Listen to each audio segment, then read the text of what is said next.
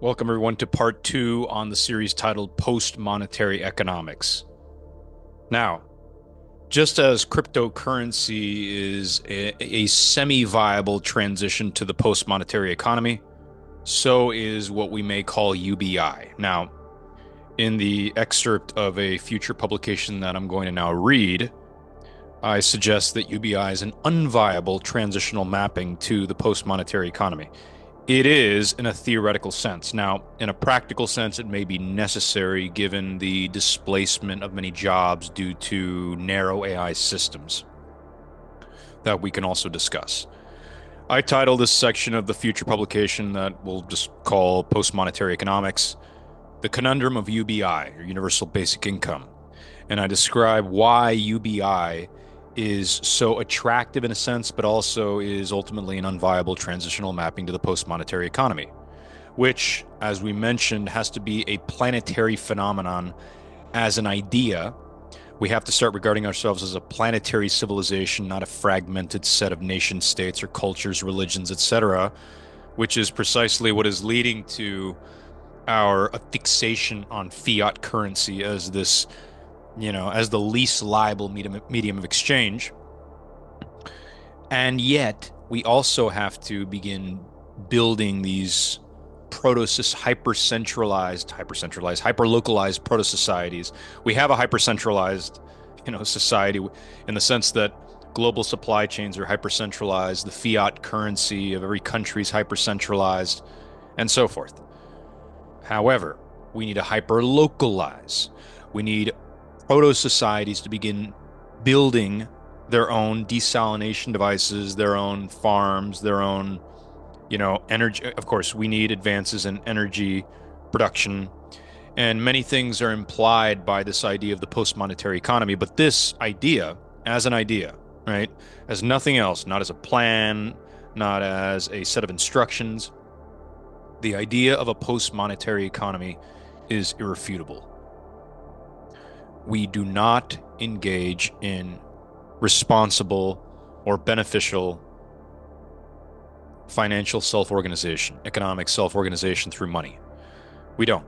It's hyper-centralized and concentrated in the hands of individuals who don't really care about other people, about human civilization, who don't actually understand that the human civilization is on a much, much denser teleodynamical timeline than our individual lifetimes. Right? Our individual lifetimes are component timelines of the planetary civilizational timeline that we all have to begin contributing to while not sacrificing our fulfillment. But I'm already starting to ramble, so let's continue straight to the excerpt that I was referring to. The conundrum of universal basic income. Among the many anxious speculations being discussed is mass technological unemployment, which is the destabilization and eventual displacement of entire economic sectors by narrow or even general systems of artificial intelligence. Along with ongoing advancements in automation and robotization, the increasing use of massive dataset-driven large language models, LLMs, and other systems in customer service, market research, legal research, code development, and various other technical tasks suggest that even narrow AI systems may, not necessarily, but they may necessitate the implementation of a universal basic income, or UBI. This section strictly aims to assess the viability of UBI as an initial component of a transitional mapping from existing monetary economies to a planetary post-monetary economy in the far future. Supplementary questions such as whether UBI 1 is sustainable, 2 will become necessary, as in will become necessary in fact, as a kind of prediction, 3 will have a net positive or negative effect on existing monetary economies, or 4 is obviable through hybrid implementations, income tax modifications, or other monetary paradigm preserving workarounds. These questions are all being assessed already by other researchers. Since UBI's historical precedents pertain to these questions, they exceed our current purview. So we're just going to discuss UBI as a component, as an initial component of the transitional mapping from the existing monetary economies, which are a mess, to a planetary post-monetary economy, which demonetizes biological requirements and can still retain a certain type of credit system where, individual units of transference would be called credits, in the form of, fiat currency if we want, but that would simply be a way to affect psychological requirements, not biological requirements, and even desires. Okay. So we'll discuss that later on in the series, how money can still be preserved, but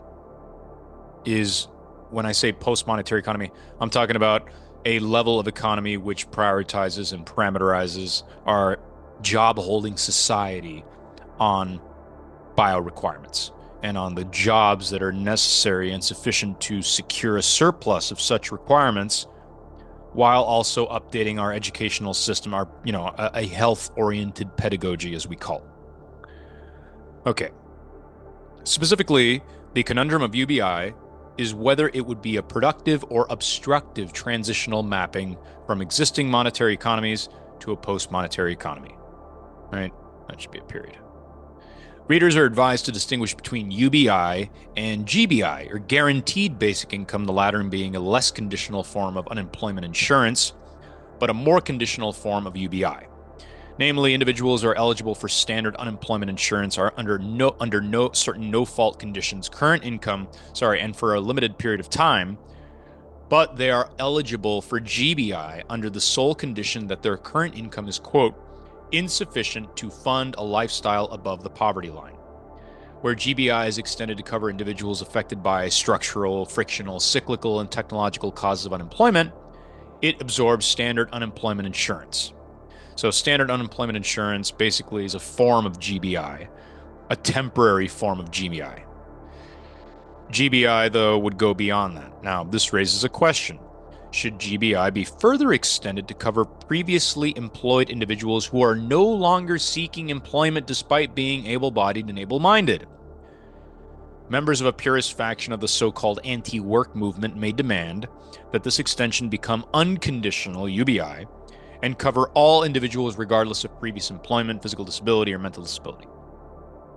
Those bent on caricaturing their motivations, namely the motivations of anti-work movement members, may respond with a second question.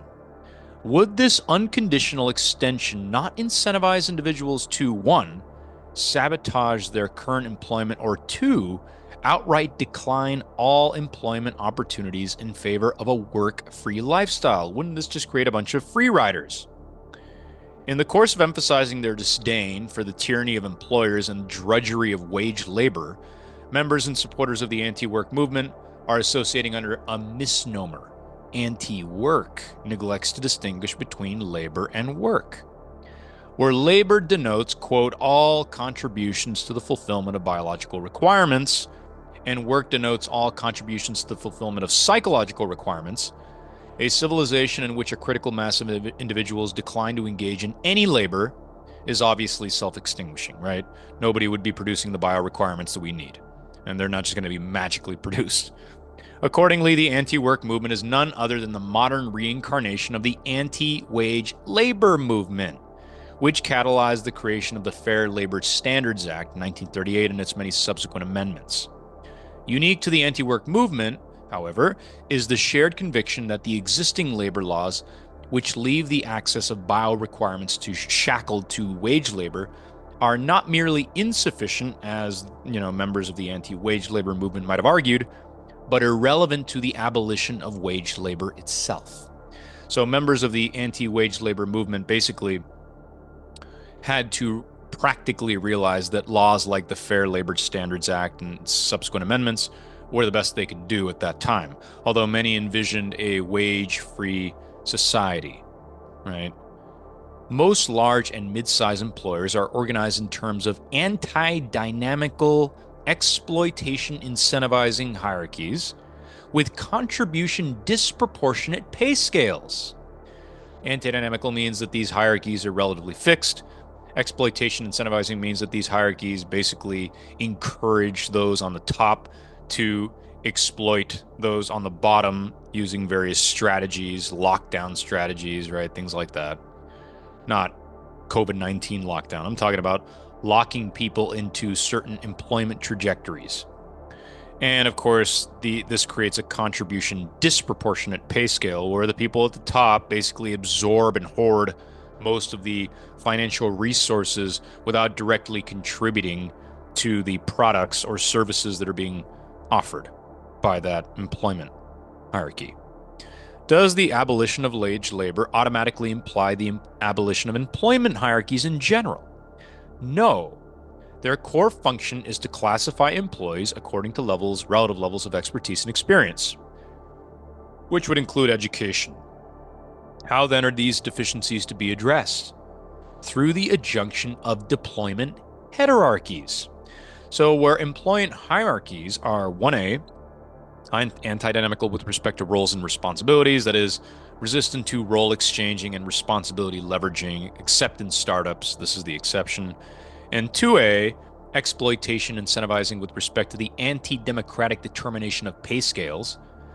Deployment hierarchies function to 1B, dynamize the distribution of roles and responsibilities, so ameliorating 1A, and 2B, democratizing the determination of contribution proportionate pay scales, so that those who are contributing more directly to the actual products and services are compensated therefore.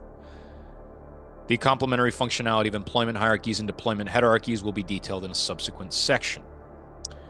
Now, the hypothetical necessity and sustainability of UBI would abolish wage labor as we know it, but would this not worsen the meaning crisis plaguing the populations of highly technologized states? If so, which is likely, another conundrum surfaces. Would this worsening of the meaning crisis cement a widespread couch potatoism characterized by progressively elaborate and invasive forms of biotechnology, or would it catalyze the philosophical and developmental initiation of a post-monetary economy? The former being, of course, highly undesirable and the latter being highly desirable. At this early stage, conjuring up some skewed probability distribution is less useful than outlining the qualitative mismatch of these two possibilities, especially when taken to their extremities.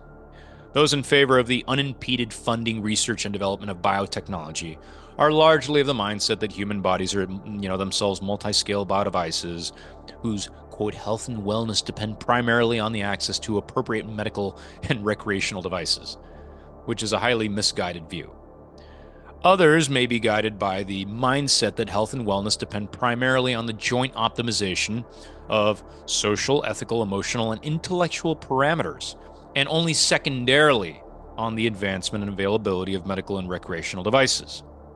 Note that while these mindsets appear to rest on incompatible ontologies, the latter properly includes the former, namely, interpreting human bodies as multi-scale biodevices governed by an unprincipled mixture of mechanization and randomization amounts to a bottom-up specialization of an ontology inclusive of bottom-up structure and top-down dynamics. Notably, the majority of scientists are proponents of the specialized ontology, and the majority of non-scientists, notable among whom are mathematicians and artists, are proponents of the generalized ontology, which includes the specialized ontology as a kind of sub-ontology related to, very low-level necessities and availabilities. Were UBI to be implemented in the United States due to mass technological unemployment as is feared, students would instantly lose the main extrinsic motivation. Intrinsic motivation is largely absent due to the educational deficiencies that are too long and dense to list. But they would lose the main extrinsic motivation for educational success, which is gainful employment. This would expose the overwhelming reliance on extrinsic motivators and indicators by public, private, and charter schools alike. How are students to be intrinsically motivated with respect to their education when success, namely gainful employment, altogether becomes unnecessary? Suppose in response that the generalized ontology is extensively developed, widely publicized, and gradually encoded into primary and secondary educational curricula in the service of a, quote, health-oriented pedagogy. Students would now be intrinsically motivated to cognize and optimize their social, ethical, emotional, and intellectual parameters through the appropriately generalized and contextualized curricula, and of course educational environments, which include much smaller class sizes, much more extensive and appropriate teacher training, and so on. Reserving the detailed description of such a pedagogy and its corresponding curricula for a separate publication, this optimistic scenario serves as an example of how the implementation of UBI may catalyze, in a miraculous kind of situation, catalyze the developmental and philosophical preconditions of a post-monetary economy. A less optimistic scenario, which is probably more likely, and which may even precede the one above, is captured by the cheeky phrase couch potatoism. Upon realizing that they no longer need to work towards their educational success, which is already happening due to a mass delusion that everybody's going to make money online or through social media or through content creatorship, students may engage in reckless, devious, and generally unhealthy behaviors both in and out of schooling environments, which I just mentioned is already happening on a mass scale. Our educational system is collapsing due both to this mass delusion that I just described, as well as a totally inadequate educational foundation with, commensurably inadequate logistical and organizational structures. Class sizes are too large is the main problem.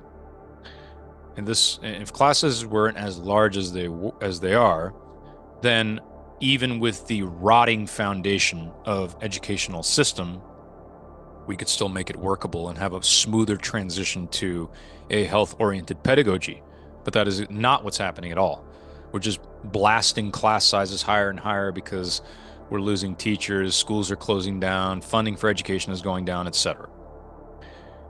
All right, now that's going to be a separate section on health-oriented pedagogy. Were state governments to maintain mandatory enrollment and attendance, in the case of UBI, undisciplined and unfocused behaviors would be catapulted into outright defiance, disruption, and protest. Left to their own underdeveloped idealizations, students would demand what they already desire, in an undisciplined sense. They want free time for socialization peppered with athletic, artistic, and technological recreation.